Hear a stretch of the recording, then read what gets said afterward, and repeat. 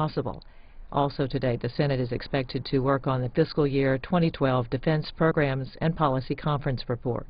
And we may also see some action on the expiring payroll tax cuts. Now live to the Senate floor here on C-SPAN 2. Let us pray. O merciful God, creator of humanity, you are the Father of all. Equip our lawmakers for today's task. Give them wisdom and understanding so that their priorities will reflect your purposes. Give them patience and skill so that their words will have persuasive power. Give them respect and civility so that your presence will be felt in this chamber.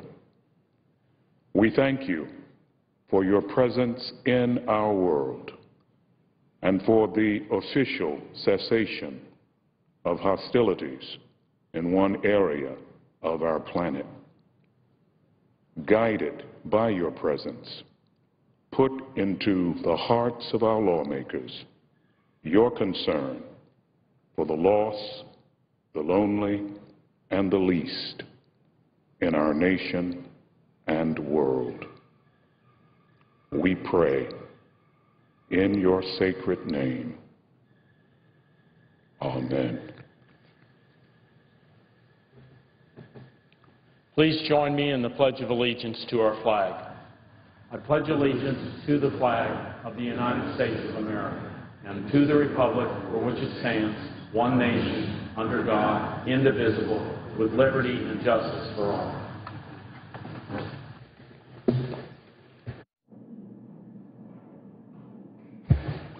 The clerk will read a communication to the Senate.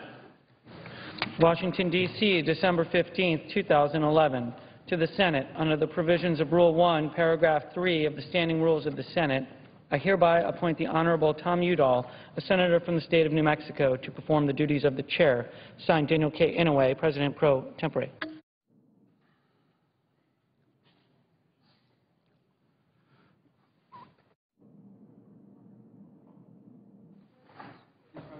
Majority leaders recognized. Following leader remarks, we'll be in a period of morning business for an hour. The Republicans will control the first half, majority will control the final half. Following that morning business, Senate will be in a period of executive session, as the order indicates last night, to consider the nomination of Morgan Christen of Alaska to be a United States Circuit Judge for the Ninth Circuit. There will be 30 minutes of debate on that. At a time to be determined later today, there will be a vote on confirmation of that nomination. We are almost certain that we're going to consider today the Department of Defense Authorization Conference report. The issue on that is how much time people need, but I think we can work that out very quickly. We've done enough, Mr. President, back and forth, the Republican leader and me, staking out our positions, and our positions are fairly clear to the American people. What we're going to try to do during the next few hours is try to work toward resolving some of the outstanding issues. I just had a very comfortable conversation with Senator Inouye and his Chief of Staff, Charlie Hoy, along with my Chief of Staff, David Crone, and I think we've made pretty clear the issues that relate to the omnibus. I think, according to Senator Inouye, those issues should be resolvable. There we have a few issues that are still outstanding, but they're really small in number. The House is suggesting moving forward on a individual bill. I think that would be a mistake. I think what we should do is the conference report, and I think that's the direction we're headed today. There are a couple issues we have to still work out with the White House, but I'm in touch with them also. On the payroll tax, on unemployment and the tax extenders and SGR, the Republican leader and I have been in discussion on that. We hope that we can come up with something that would get us out of here at a reasonable time in the next few days. Mr. President, I might just echo the remarks of the Majority Leader. We have been in discussions, useful discussions, about how to wrap this session up. He has covered the two major issues that remain. We hope to be able to pass a combination of appropriation bills, and we are working hard to figure a way to resolve the remaining differences on the payroll tax extension and the related issues that are important to both sides, and we're confident and optimistic we'll be able to resolve both on a bipartisan basis. Would the chair announce the business of the day? Under the previous order, the leadership time is reserved. Under the previous order, the Senate will be in a period of morning business for 1 hour, with senators permitted to speak therein for up to 10 minutes each, with the time equally divided and controlled between the two leaders or their designees, with the Republicans controlling the first half and the majority controlling the final half.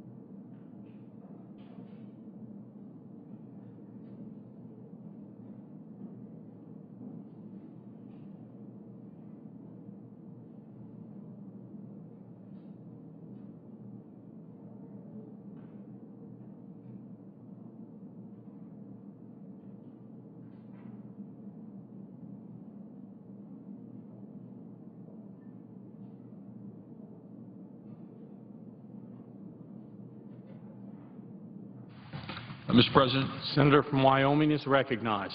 Thank you, Mr. President. Are we in a quorum called? The Senate is currently in session. Thank you, Mr. President. Mr. President, I come to the floor today, as I have just about every week since the health care law was passed, to give a doctor's second opinion about the health care law. And I do that because I practiced medicine in Casper, Wyoming as an orthopedic surgeon taking care of families from all across our state. And I have significant concerns about the health care law as it was passed, the way it was passed, what was included in the law. So I come to the floor today because the American people continue to see one news story after another, uncovering another error in the health care law, mistake in the health care law, glitch in the health care law, call it what you will. Another of the health care laws say unintended consequences, something that those who voted for it didn't foresee as happening. And they are also seeing another one of the President's broken promises. So I come to share with the American people concerns I have as more and more of these things come forward, because hardworking individuals, families all across the nation realize that this health care law was not passed for someone like them.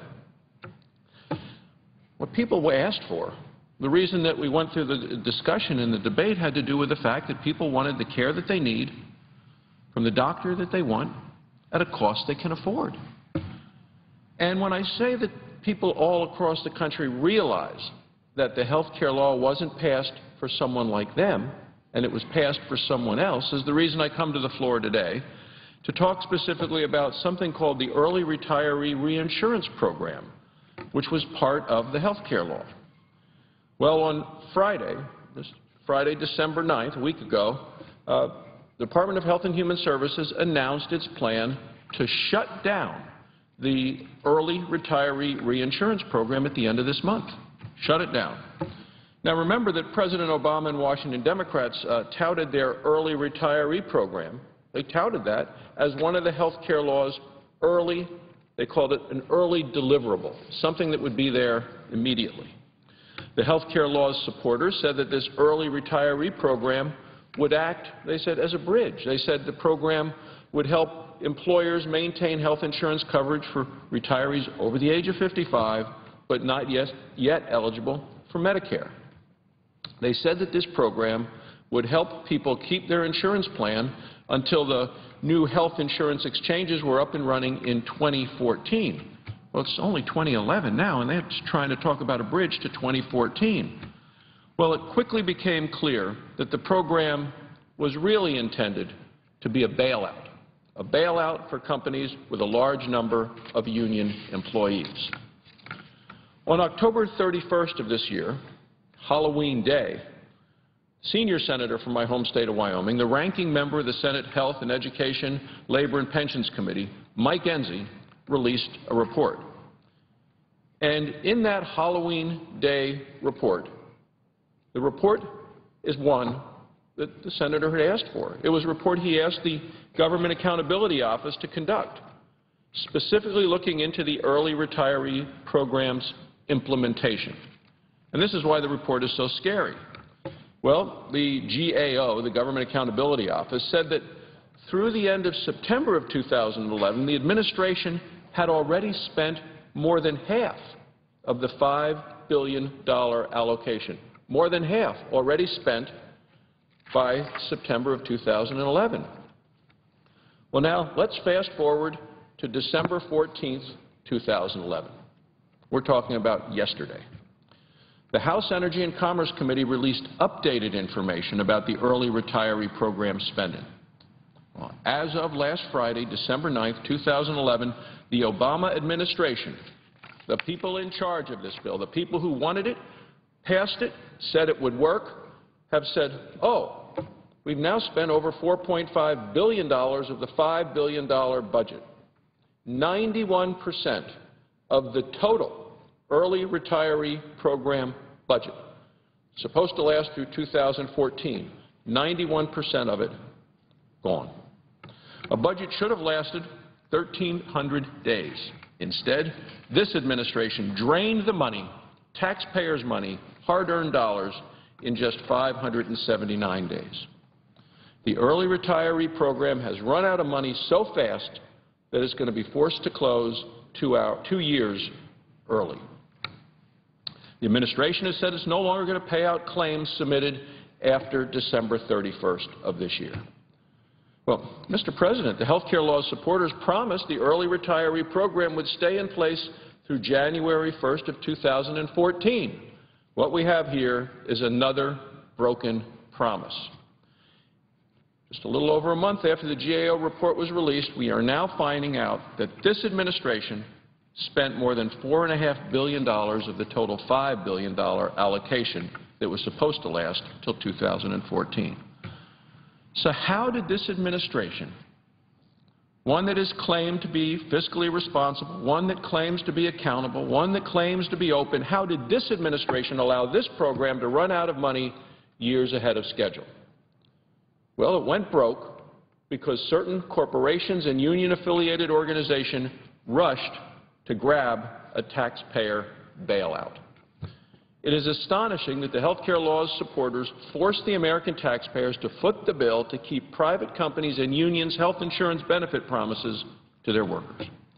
Most Americans would be shocked and outraged to learn that the administration did not even require companies to disclose their earnings in order to get the early retiree program funding. Let me repeat that.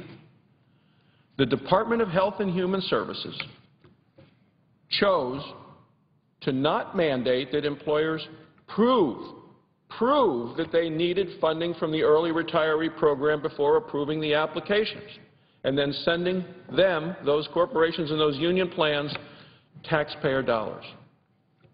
Department of Health and Human Services said, nope, here's your money. News reports indicate small businesses asked the administration to set up a review process to stop the government entities and the unions from consuming all of this early retiree program money. Well, according to the GAO report, the administration refused. They decided to distribute early retiree subsidies on a first-come, first-served basis. Well, the GAO findings in the House Energy Commerce Committee report suggest the Obama administration used the early retiree reinsurance program to reward its political allies. These two reports suggest this administration did so by directing most of the program's resources to plans serving unionized auto and government workers. This is based on the administration's own data. Based on the administration's data, nearly half of the entire $5 billion program will be spent on just 20 entities. And it is fascinating that the most money of all went to the United Auto Workers Retiree Medical Benefits Trust. So how much did the United Auto Workers need?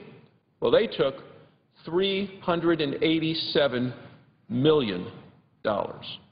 Over $387 million. Administration officials said that the reason that they're giving away the taxpayers' money so fast, they said, is because the program is so popular.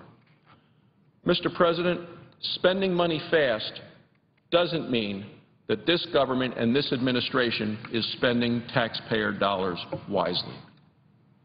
Like so many parts of the health care law, the early retiree program just throws money at a problem rather than trying to fix it. We could have worked together in Congress. We could have worked together to help our nation's early retirees have better access to health insurance.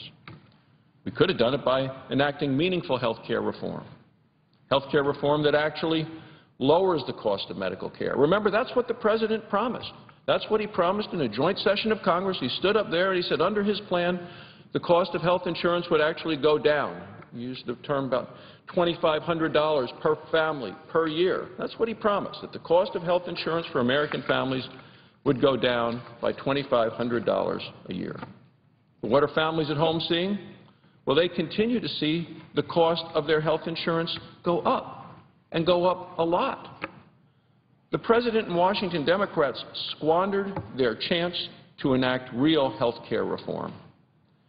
And they did that the moment that they decided to ram a very partisan health care law through Congress and ignore the cries of the American people. people at home who said, stop, do not do this. Now the American people are seeing once again the consequences of those actions by this President and the Democrat-controlled Congress, seeing that the consequences are ones that they, the American people, continue to have to pay for. It's time to repeal the President's health care law. We need to get back to patient-centered care, the care people need from the doctors that they want at a cost they can afford. At this point, I continue to come to the floor, Mr. President, because I continue to believe that this health care law is bad for patients. It's bad for providers, the nurses and the doctors who take care of those patients. And it's terrible for the American taxpayers. And that's why as I go home every weekend and talk to people around my home state, they say, this wasn't passed for me. This was a law passed for somebody else. It's why seniors on Medicare know that $500 billion of the health care law was taken under the health care law was taken from Medicare, not to save Medicare, but to start a whole new government program for other people. It's why the popularity of this health care law actually continues to go down, and it is less popular today than it was the day it was passed. So, Mr. President, it is time to repeal the President's health care law and replace it with health care proposals to help Americans get care they need from a doctor that they want at a cost they can afford. Thank you, Mr. President. I yield the floor.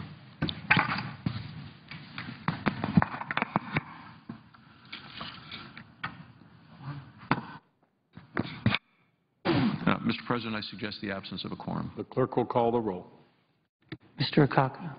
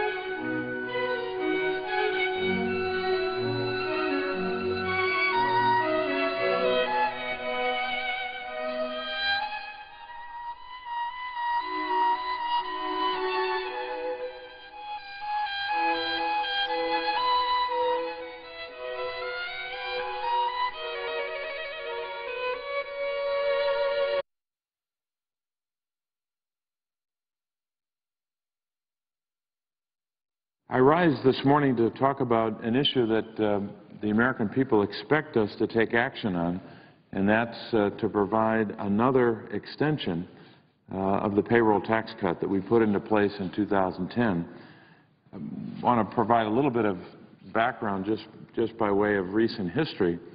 We started this debate a number of weeks ago when I proposed legislation which would do the following, and this is a brief summary, but here's what I proposed: that we would not only continue the payroll tax cut for workers, but that we would enlarge it and make it a bigger cut. So instead of having a payroll tax cut for employees across the country that would amount to $1,000 as we did last year, and that was the right thing to do last year as a part of a larger bill, I thought we should go further and cut the payroll tax in half for workers across America. And what we're talking about here is 160 million American workers. This isn't some small matter. This is a major issue for the American people and for those 160 million families in America. So that's what I proposed on the employee side. Instead of cutting it to the level we did last year, we cut it even more, cut it in half. Then I added to that a provision for business, so that you would have businesses across the United States, 98% of them, also get their payroll tax obligation cut in half as well. So you've got employees and employers getting a cut of their payroll tax obligations in half. I added a third element, which would be a credit, so that if you're a business and you add to your payroll, meaning you hire someone, you increase wages, you somehow increase your payroll, you could get not just a cut in your payroll tax cut as applies to those new employers or wages, you would have a full cut. In other words, you would pay zero payroll tax if you add it to your bottom line. So what you have there is three elements in legislation that would not only help 160 million workers, but would help most of the businesses in America. And I put in the legislation a provision that says if we're going to do all this, we need to pay for it, and we had a whole series of ways to pay for it. And one of those, of course, is the provision to have a surtax on individuals with income above, that's the key word, above $1 million. So if you were making $1 million, that entire $1 million was surtax free, not a dime of surtax until you went above it. And we had it at 3.2%. So we had a vote on that, and it was rejected by the other side. So I said, well, okay, well, let's come together. We'll work with our side, our leadership, and take into consideration some of the concerns that the other side raised, trying to be reasonable, trying to compromise and come together. So what we did was we reduced the surtax substantially to 1.9%. A big cut, a big reduction in the level of the surtax. As I said, I wanted to have a payroll tax cut for businesses across America. The other side didn't want that for whatever reason. The other side did not want to cut payroll taxes for businesses. I don't understand that, but that's what they wanted. They wanted that out of the bill. So that was out of the bill. The surtax was reduced. And we were at the point where we were just talking mostly about expanding and extending, or I should say extending first, extending and hopefully expanding the payroll tax cut that we put in place last year for workers. 160 million workers, and if we did it, if we cut it in half, $1,500 in the take-home pay of workers. $1,500 in your pocket that you wouldn't have absent this action. Just like last year, $1,000 in your pocket in take-home pay because of the action we took last year. So here we are now, all these days later, several weeks now, of debating this. And for whatever reason, the other side doesn't want to have a vote on a measure that the House passed. I don't understand that. I realize that the votes aren't there for this, but I think it's very important that we move forward and come to an agreement on a very fundamental issue for the American people. They know, as well as everyone here knows, that this is not in dispute. It is a fact that if we pass a payroll tax cut for 160 million Americans, the impact on the economy will be seismic, substantial. Pick your word. It'll have a huge positive impact on our economy. The corollary to that is that if we don't do this, it'll have a very adverse negative impact on gross domestic product and on jobs. So if you want to reduce the number of jobs created in America in 2012, I don't know anyone who wants to do that, but if that's what you want to do, not taking action is a way to do that. It's we hear phrases in Washington all the time, job killer. Not passing a payroll tax cut extension for 160 million Americans is a job killer, without a doubt. And anyone who's honest and credible in this town knows that. So this is something the American people want us to do. They're tired of the politics.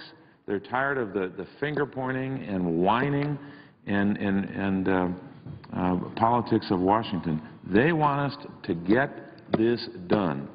And we should get it done.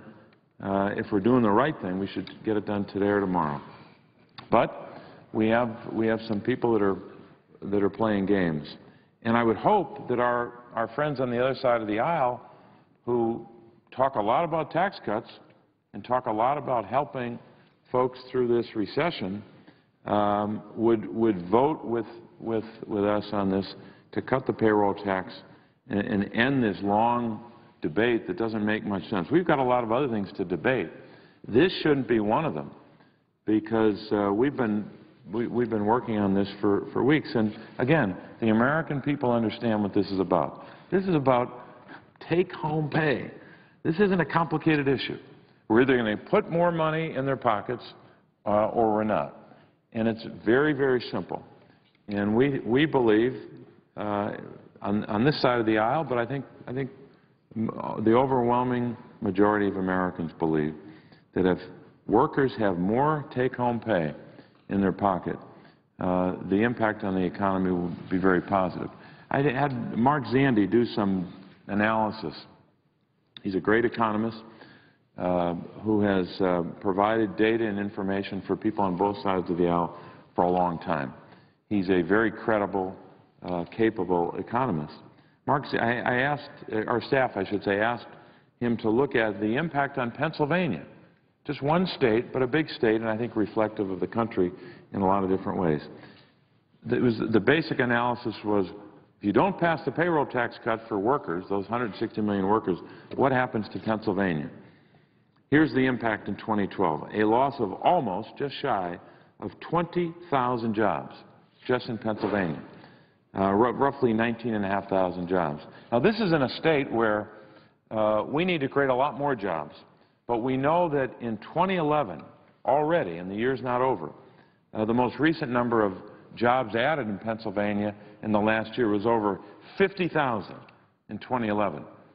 And I believe we can come to a number like that in 2012. But if you don't pass a payroll tax cut for those 160 million workers, in a state like Pennsylvania, the effect is you lose 20,000 jobs. And you can just do the math and extrapolate from that to indicate what would happen to the country. So in a state where we had a net gain of more than 50,000 jobs last year, we're talking about not enacting a policy or not putting in place a tax cut policy which would cut that job gain a little less than half. So instead of creating 50,000 jobs or 60,000 jobs, you'd create 40% less. That doesn't make any sense under anyone's analysis about what we should be doing. So it's critically important that we take steps in the next few days, and I hope in the next few hours, to finally pass a payroll tax cut, to also make sure we don't harm the economy as well by failing to take action on unemployment insurance. And again, unemployment insurance is not just for that worker and his or her family to get back on their feet when they lost their job through no fault of their own, but it has a positive impact on the economy. You spend $1 on unemployment insurance, you get back almost $2 by one estimate, or $1.90. But whether it's $1.50 or $1.90, we know that if you spend $1 on unemployment insurance, our economy, all of us, get in return something much more substantial than that buck or that dollar that you put in. So we need to do both of these, take both of these actions for the larger economy. This isn't about one group of Americans benefiting and another group not. Both of these actions, reducing the payroll tax for workers and unemployment insurance, will have a substantial impact on everyone. It'll help the economy for the American people. Now, in the case of the payroll tax cut, there's a particular and significant group of Americans who would be most positively impacted, and that's those 160 million American workers. And I believe that most folks out there who are in the holiday shopping season, maybe they're finished with their shopping, maybe they're still making purchases, would like the peace of mind to know that maybe they can spend a little bit extra for that gift for a loved one. And maybe they can have a little more peace of mind in 2010, knowing that the economy is still in difficult shape, that their own lives, so many people leading lives of struggle and sacrifice and anxiety and worry about the future. But this is one measure that we could take, one step that we could take by passing a payroll tax cut that would give them some peace of mind that moving into 2012, they'll have more dollars in their pocket. I would hope it would be as high as $1,500, but at least we should do what we did last year and make sure that 160 million workers in America have as much as $1,000 on average in their pocket. That would be good for that worker and his or her family and their community, but it would be good for all of us because it would help us kickstart, jumpstart economic growth and job creation at a time when we badly need that in the midst of a still very difficult recession. So, Mr. President, we're going to keep on this. We're going to keep pushing and keep making sure that the American people know what's at stake here. For them, those 160 million Americans who are waiting for us to take action, as well as what's at stake for the larger economy. And if we do this, if we pass a payroll tax cut, if we do the right thing on extending unemployment insurance, we can move into 2012 with some confidence, not being aware that it's still very difficult, but with some confidence the economy will begin to grow a little more, jobs will be created at a higher rate, and we can have some confidence we can end next year, 2012, with a stronger economy than we may be ending this year. So I would hope our friends would come across the aisle, so to speak, and work with us to get this done, because the American people are pretty tired of politics and fighting. They want us to come together on a new payroll tax cut for 2012. We can do it. They support it. We should get this done. Mr. President, I would yield the floor and note the absence of a quorum. Clerk will call the roll. Mr. Cockrell.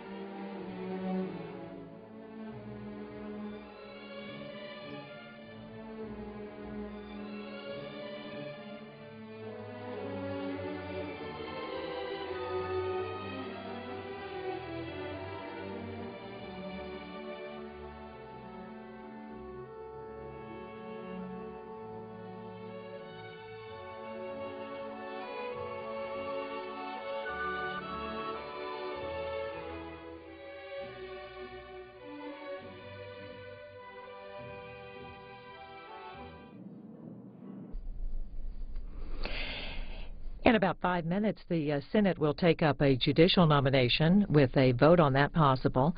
Also today in the Senate, they're expected to work on the fiscal year 2012 Defense Programs and Policy Conference report.